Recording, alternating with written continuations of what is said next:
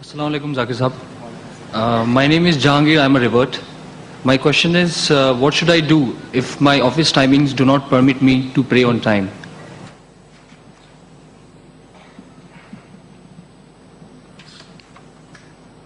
The brother asked the question that what should he do if his office timings do not permit him to pray on time. If you analyze the 5 daily salah, which is the fard, as far as the Fajr salah, that's the morning salah, the Isha salah, night salah, these don't clash normally with the office timings. Even the Maghrib salah doesn't clash. When it comes to Zuhar salah, the afternoon salah, it can be prayed during the lunchtime. Most often, the lunch timing of the office match with the Zuhar salah. The problem that arises mainly is in the Asr salah. Or you may have difficulties in other salahs if you are doing night shift, etc. But if you have problems, if your office timings are clashing with the timings of the salah, what you should do is that you should request your employer to give you a break of 10 minutes to offer your salah. But most of the Muslims, we are afraid to ask our employer for time off for offering salah. For other things we ask. For going for picnic and going for weddings and birthday parties you ask.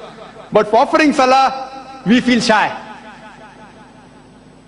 Most of the Muslims, we are apologetic. We have an inferiority complex. And your employer, even if he is a non-Muslim, my experience tells me that 99% time, he will give you time off for your salah. But you should request him nicely, humbly. But when he gives you time off, there are some Muslims who take a break for more than an hour for salah. And they say, we have gone to a far off mosque. The employer will start thinking that have you gone for salah or have you gone for a stroll? I have got no objection if a person goes to pray in the masjid, the mosque, if it's close by. If it's not close by or it will take a lot of time, you can very well even pray in the office.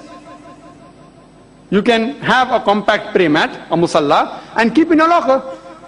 As I mentioned in my talk, our beloved Prophet said, it's mentioned in Sahih Bukhari, volume number 1, in the book of Salah, chapter number 56, hadith number 429, that the earth has been made for me and my followers as a masjid, as a place for doing sujood. Therefore, when the time for prayer is up, you can pray. You can even offer in your office, see to it that you find a very clean place, and you can offer salah. Don't pray extra nawafil, etc. Pray your farz salah as well as sunnat muakkada. That is sufficient.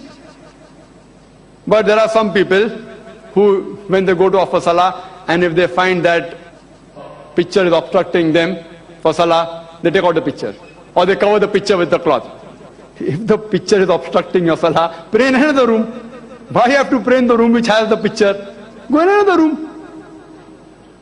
Then there are some people who in a non-Muslim office, they want to make a jamaat. I have got no objection if you make a jamaat. But see to it that all the Muslim employees in that office don't leave the work simultaneously so that the office work comes to a standstill. You can very well pray in several jamaat. As if you see, it's mentioned in Sahih Bukhari, volume number 1, in hadith number 6 to 7, in the book of Adhan, chapter number 35. It says that even a jamaat can be made by 2 people. Even 2 people are sufficient for jamaat.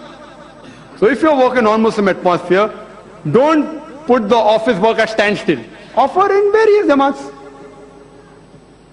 And if a person, if a Muslim works dedicatedly, honestly, no employer, even if he is a non-Muslim, will prevent you from a break for offering salah. If your employer is uncompromising, you can very well bargain with him and tell him that, okay, I will not take my tea break. Please give me break for my Asr Salah. Or you can say that if I take a 10 minutes break after office hours, I will work double. I will work triple. I will work for half an hour free of charge. Don't give me overtime.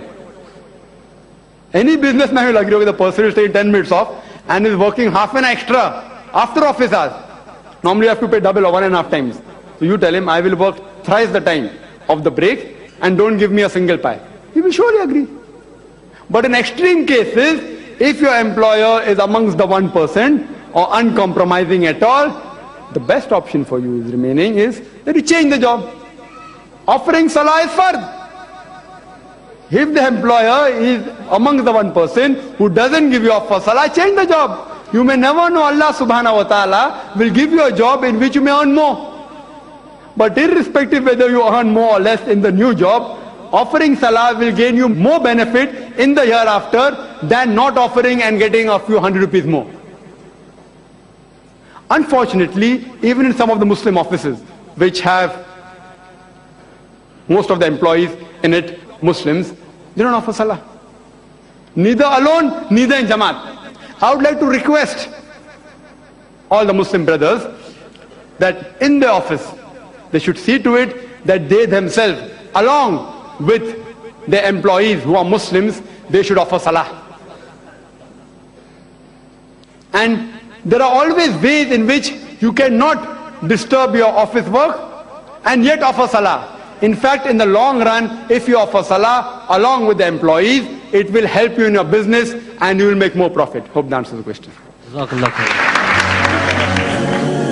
لا إله إلا محمد